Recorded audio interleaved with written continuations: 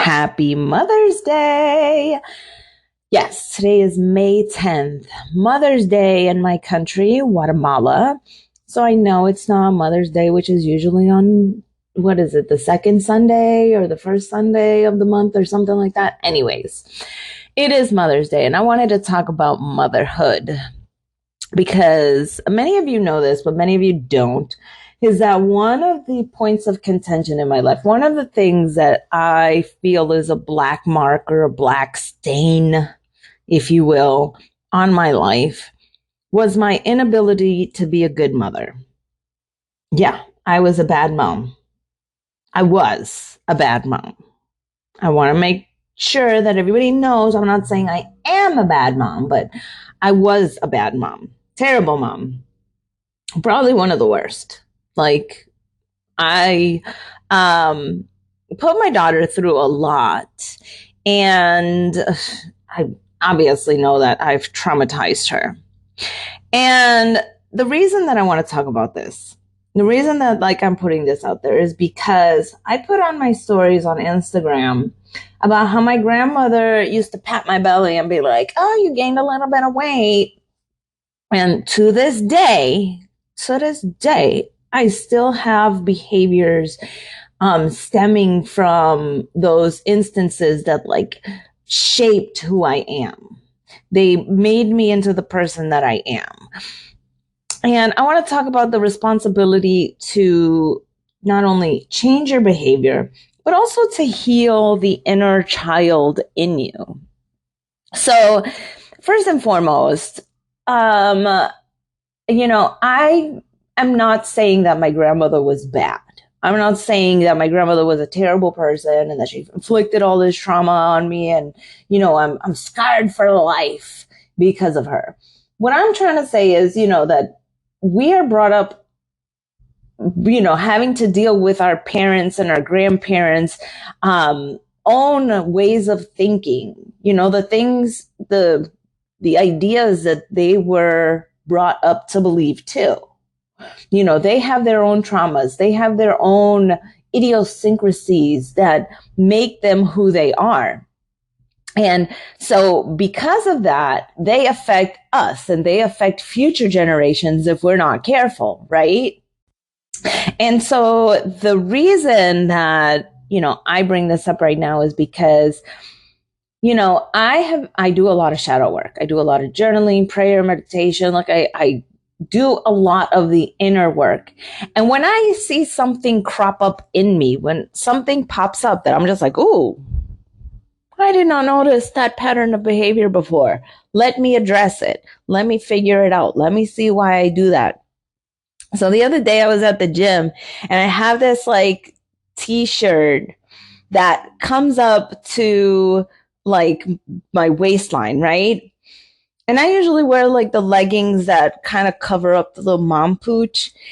But I just counted how many times I pulled my shirt down. And within the span of an hour and a half, I did it something on the order of 45 times. I just kept pulling it down. I'm just like, oh my God, this is a weird behavior. And, I could easily blame my grandmother. I could easily blame my mother. I could easily blame my aunts, all this trauma about weight and appearances and body fat percentages and all that. I could be yeah, that's their fault. But yeah, okay. So it happened. What am I going to do about it? Am I going to sit here and I'm going to pout about it? Am I going to cry about it? Am I going to be upset about it and just be well, that's just how I am, so I'm not going to do anything about it? No, I'm going to work on it. I'm going to figure it out. I'm going to try to be better. I'm going to try to work on my relationship with myself and my body image and food and weight and body fat percentages, and think about okay, all of those instances when I was a kid that my grandmother did that. All those times that we talked about weight and, oh, you can't. Oh, you know what? I just had another memory. I remember being told that I was never going to find a man if I didn't lose weight. I remember being told that my body, the way that my body looks, was directly going to affect my marital status. How messed up is that? Right? So I can either sit here and whine and cry and just the self pity, or I mean, genius idea here, work on it. Recognize it for what it is. You know, it was just my grandmother's own stuff that she had to deal with. Maybe her mom did that to her. Maybe, you know, she was living in rural Guatemala, you know, back in the 30s, 40s, or whatever. You know, it's a different time, a different place, a different, like, yeah, you had to get married. You had to get married young. You needed somebody to take care of you. So yeah, okay, maybe gaining weight wasn't going to attract the most potential people. So yeah, that's something that was very real. I don't know. I'm making up reasons, but the point is that my grandmother's stuff doesn't have to be my own. My mother's stuff doesn't have to be my own. The women who came before me, their stuff doesn't have to be my stuff. I don't have to be that girl. I could be somebody who's better. So coming back to me being a bad mom, because I've done stuff to my daughter that I absolutely regret. I've done stuff to my child that is horrible.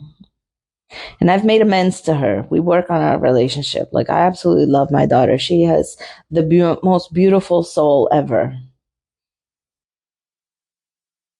And to some extent, she's gotten closure from the stuff that I inflicted on her because, you know, I acknowledge it and I absolutely work on changing my behavior. And that's great and wonderful. But what about when you don't get that closure? What about you'll never have a grandparent who apologizes, or worse, a parent who never apologizes, who never says sorry, who never says, I am very genuinely sorry. I'm going to change my behavior because this is wrong. What if you never get that? You're going to still live with that stuff. You're going to still live with that trauma. You're still going to live with that pain, those weird behaviors, like pulling your shirt down 40 something times in an hour and a half.